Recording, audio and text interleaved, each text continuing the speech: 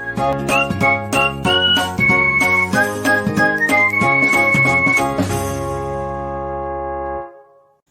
Everyone, welcome to my channel Medico Prime Education. आज के video में हम लोग बात करेंगे एड्स के बारे में। ठीक है, एड्स का फुल फॉर्म होता है एक्वायर्ड इम्यूनोडेफिशिएंसी सिंड्रोम।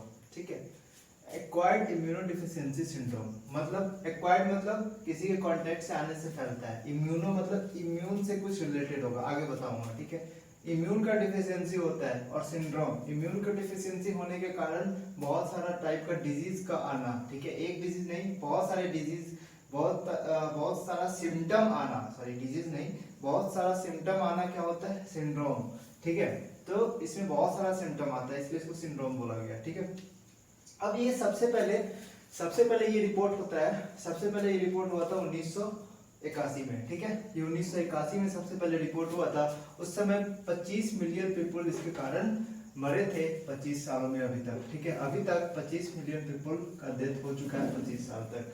अब देखो, अब इसमें एड्स क्या है, एक्वायर्ड इम्यूनोडेफिशिएंसी सिंड्रोम, तो इसमें इम्यून सिस्टम का डेफिशिएंसी होगा, सिंपल सी बात है। एक चीज और, ये जो मैं सारा पॉइंट लिखा बहुत समराइज फॉर्म में, एनसीईआरटी का समराइज फॉर्म में लिखा हूँ। ठीक है, तो अच्छे से इसको कॉपी में इस तरह से नोट डाउन कर लेना। इतना समराइज फॉर्म लिखने के लिए तुमको बहुत टाइम लगेगा, मैंने इसको अपने तरीके से पूरे समराइज फॉर्म में एक एक पॉइंट एनसीईआरटी का लिख डाला है। चलो अब समझते हैं इसका पॉजिटिव एजेंट क्या होता है, एचआईवी। ठीक है, एचआईवी इसका पॉजिटिव एजेंट होता है। ठीक है, ह्यूमन इम्यूनोडेफिशिएंट वायरस। ठीक है, तो ये वायरस से फैलता है। अब ये वायरस के बारे में दो बात है, ये एक इन्वेलप्ड वायरस है और इसका जो वायरस का जो जीनोम होता है वो सिंगल स्टैंडर्ड आरएनए होता है।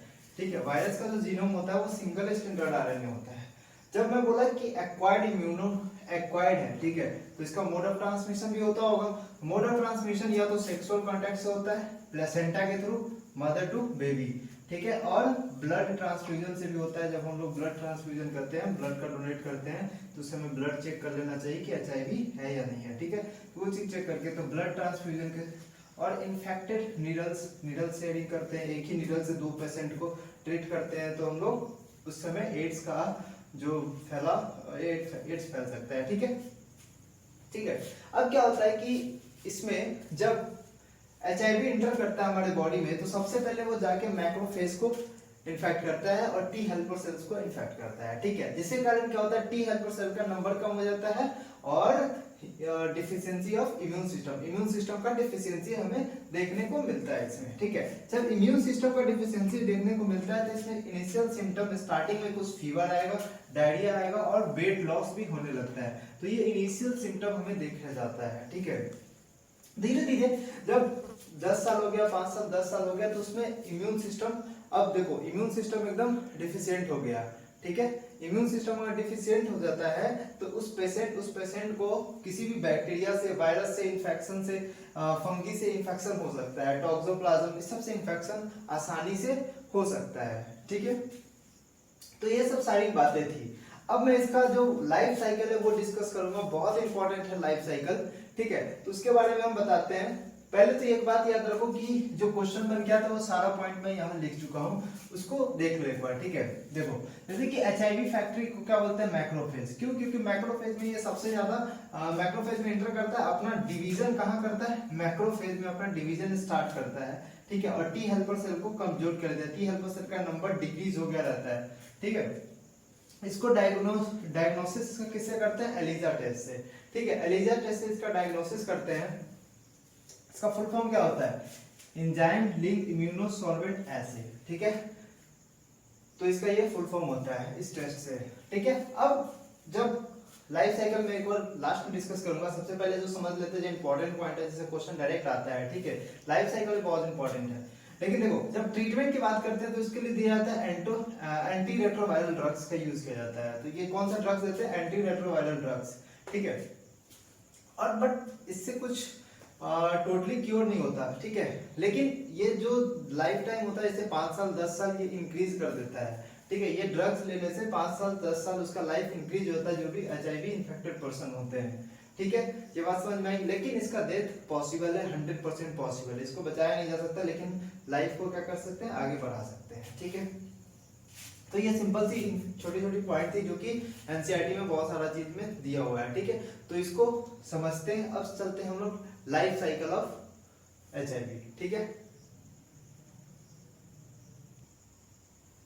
चलो तो स्टार्ट करते हैं लाइफ साइकिल ऑफ एचआईवी, ठीक है। अब सबसे पहले ये जो एचआईवी वायरस है, एचआईवी वायरस का एक प्रोटीन कोड होता है, ठीक है, और सिंगल स्टैंडर्ड आरएनए है, ठीक है।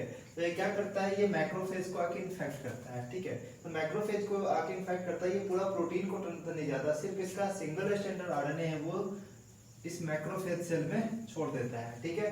अब ये जो आरएनए है, ये आरएनए डीएनए में चेंज होता है। इसके लिए इसको बोलते हैं, इसके लिए इसको कौन सा एंजाइम यूज करते हैं, रिवर्स ट्रांसक्रिप्टेज, क्योंकि इसका रिवर्स ट्रांसक्रिप्शन हो रहा है। क्या हो रहा है, रिवर्स ट्रांसक्रिप्शन हो रहा है, ठीक है। आरएनए डीएनए में चेंज हो रहा है, तो इस प्रोसेस को क्या बोलते हैं, रिवर्स ट्रांसक्रिप्शन, ठीक है।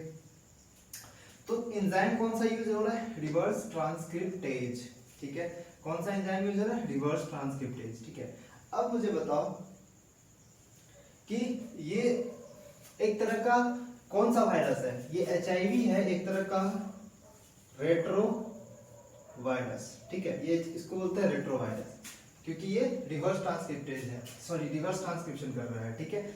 अब देखो, अब ये वायरल डीएनए में चेंज हो गया। अब ये वायरल डीएनए होस्ट के डीएनए में जाके इनकॉर्पोरेट होता है, और इनकॉर्पोरेट होने के बाद नया वायरल आरएनए का इसमें प्रोडक्शन होता है। डीएनए से आरएनए का प्रोडक्शन होना, ट्रांसक्रिप्शन, ठीक है। डीएनए से आरएनए का प्रोडक्शन होना, तो ये ट्रांसक्रिप्शन से नया वायरस नया आरएनए प्रोड्यूस करता है, और नया आरएनए प्रोड्यूस करता है। तुम्हें पता है आरएनए से क्या बनता है, आरएनए से प्रोटीन बनता है, तो प्रोटीन का फॉर्मेशन भी होता है यहाँ पे, ठीक है। वायरल कोट प्रोटीन का भी फॉर्मेशन होता है, और एक वायरस का जनरेशन हो जाता है। बहुत सारा वायरस का फॉर्मेशन होता है, और बहुत सारा वायरस का फॉर्मेशन होता है, इसीलिए बोलते हैं इस मैक्रोफेज सेल को बोलते हैं क्या, एचआईवी का फैक्ट्री, ठीक है। एचआईवी को फैक्ट्री बोलते हैं, फैक्ट्री बोलते हैं, ठीक है। अब अलग अलग से, अब ये सारा सेल आगे बाहर आके क्या करता है, अब ये जो सेल है, ये जो वायरस है, ये बाहर आके दूसरे चीज को इफेक्ट करता है, दूसरे बॉडी ऑर्गन को अफेक्ट करता है, ठीक है। तो ये सारा चीज प्रोसेस। चलो अब प्रिवेंशन का बात करते हैं। प्रिवेंशन में क्या बोलता है, ये 4-5 पॉइंट है कि सबसे पहले एनजीओ, नाको और डब्ल्यूएच जैसे जो कंपनी है, ये एक प्रोग्राम अपना स्टार्ट करते हैं। ये बोलते हैं कि अवेयरनेस फैलाते हैं कि डोंट डाई ऑफ इग्नोरेंस, ठीक है। Don't die of ignorance and prevent AIDS, मतलब बहुत सारा ऐसा तरीका निकालते हैं जिससे एड्स को प्रिवेंट कर सकते हैं, ठीक है। और अवेयरनेस प्रोवाइड करते हैं सोसाइटी में, ठीक है। डोंट डाई ऑफ इग्नोरेंस, ठीक है। और दूसरा ये है कि डिस्पोजल नीडल्स और सीरीज का हम लोग को यूज नहीं करना चाहिए, जो दूसरा यूज कर चुका है, ठीक है। और उसके बाद ड्रग एब्यूज को कम करना चाहिए। ड्रग एब्यूज को कम क्यों करना चाहिए, क्योंकि कुछ लोग होते हैं जो ड्रग्स जो होते हैं वो इंट्रावेनस लेते हैं, मतलब हाथों में लेते हैं, ठीक है, इनसाइड द वेन। तो वो चीज ब्लड में इन्फेक्ट, मोस्टली फ्लूइड कांटेक्ट में आने से ही ये डिजीज फैलता है, तो फ्लूइड कांटेक्ट से बचना है, इसीलिए इसको ड्रग एब्यूज में, मतलब ड्रग एब्यूज नहीं करना चाहिए। इसको कंट्रोल करेंगे तो ऑटोमेटिकली एड्स प्रिवेंशन हो सकता है। अब ब्लड बैंक के पास जाते हैं हम लोग, ब्लड बैंक में हम लोग ब्लड लेने जाते हैं, ठीक है। तो ब्लड बैंक को इंश्योर करना चाहिए कि वो सेफ फ्रॉम एचआईवी हो, ठीक है। तो ये चीज उसको इंश्योर होना चाहिए, तो ये सब चीज चेक करना चाहिए हर चीज को, ठीक है। ये सब सारा इंपॉर्टेंट पॉइंट है, ठीक है। तो आई थिंक ये वीडियो आपको बहुत इंटरेस्टिंग लगा होगा, और बहुत ज़्यादा इंफॉर्मेटिव था, और बहुत इंपॉर्टेंट टॉपिक था जो मैंने समराइज फॉर्म में इसको लिखा है, ठीक है। आई होप आपको बहुत अच्छा समझ आया होगा, ठीक है। Thank you, have a nice day.